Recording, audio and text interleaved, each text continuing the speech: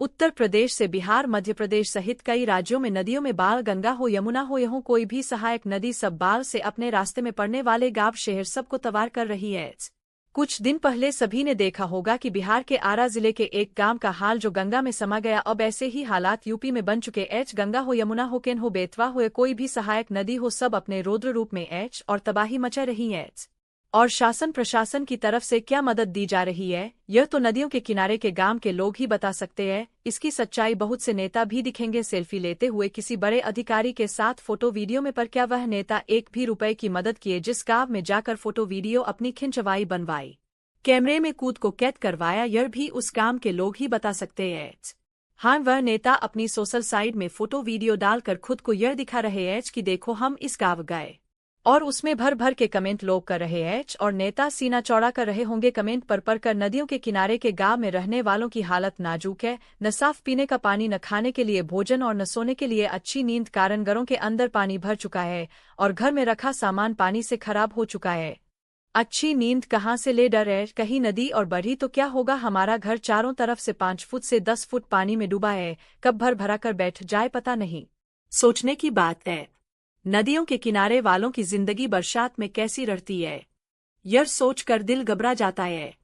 यह काम एक ही साल का, यह इसी साल का नहीं है। हर साल बारिश में यही रहता है। हाँ, कम ज्यादा जरूरी रहता है। अब बात करते हैं यमुना नदी की, तो यमुना नदी इस समय अपने पूरे रौद्र रूप में है और हर दिन बढ़ती दिख रही है। हमीरपुर, बांदा, चित्रकूट सहित फतेहपुर, प्रयागराज यानी अपने दोनों तरफ आने वाले सभी जिलों को कवर करती हुई बढ़ रही है, और इसके किनारे पड़ने वाले गांव पूरी तरह से जलमग्न हो चुके हैं। इसी के साथ केन व बेतवा भी इसी तरह है। पैलानी से होते हुए औगासी, किशनपुर, दादों, राजापुर सहित बहुत सारे गांव शहर डूब दिख रहा है। इस वीडियो में देखें क्या हालात है नदियों से जुड़े गांव शहर के। पहले से बाढ़ से निपटने के लिए अगर काम हो तो तबाही इतनी न हो, पर ऐसा होता नहीं। वही एक कहावत है, पुराने लोगों की कब सुबह हो बिल खोदूं, यह एक सियार की बात है। जब रात होती है तो वह इंतजार सुबह का करता है कि सुबह होते ही बिल यानी अपने लिए घर बनाऊंगा, और जब सुबह होती है तो भूल जाता है। यही हालात है। बाढ़ आने पर सब नियम बन जाते हैं, बाढ़ खत्म, नियम का पता नहीं। और जब बाढ़ आती है बड़ी बड़ी घोषणाएं की जाती है, फिर क्या होता है सबको पता है। तो अब चलो बाढ़ में घिरे गांवों को देखते हैं कैसे लोग जी रहे हैं। बुंदेलखंड टीवी 24/7 न्यूज, सिर्फ सच। अश्रु भरे जीवन से प्रतिबंधित मेरे सपने, था उदास वनमाली सुमन लगे जब चुभने। मैं विभूति लेता था किस्मत से उस पथ का, प्रथम मिले जब हम तुम जीवन का भी सुख था। खोला था अवगुंठन गोधूली ने संध्या का, अरुण अधर छवि ग्रह पर चंदा से सुंदर मुख का। पर कंपित कर किरणें रोमांच भरा पुलक था, गहरा हृदय तुम्हारा जाने क्या खोज रहा था। करता आंख मिचोली चंदा घन में छिपकर, काले कुंतर से तेरे बच जाता कैसे हिमकर।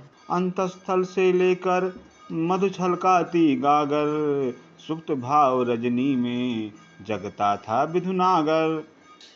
उतरी थी जब नभ से हिममय शीतल किरणें, बिंद कर कहीं गिरे हम भाव लगे जब तिरने। नाता जोड़ा हमने मोहमयी थी आशा, कैसा यह पनघट लौट रहा अब प्यासा।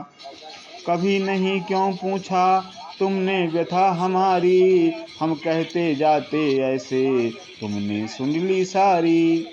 ये दुनिया के मेले नित उठते बसते रहते, हम तारा दीप जलाए नभ में पतंग गिनते। अगणित अर्थ लिए हैं उदय अस्त दो दिश का, उषा कथा कहेगी हुआ यहाँ जोश निस्का।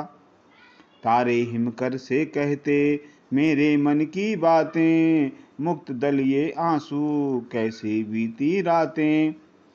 रहते हो तुम नभ में ओढ़े घन चादर, चपला बन कभी चमकते आंगन में मेरे आकर।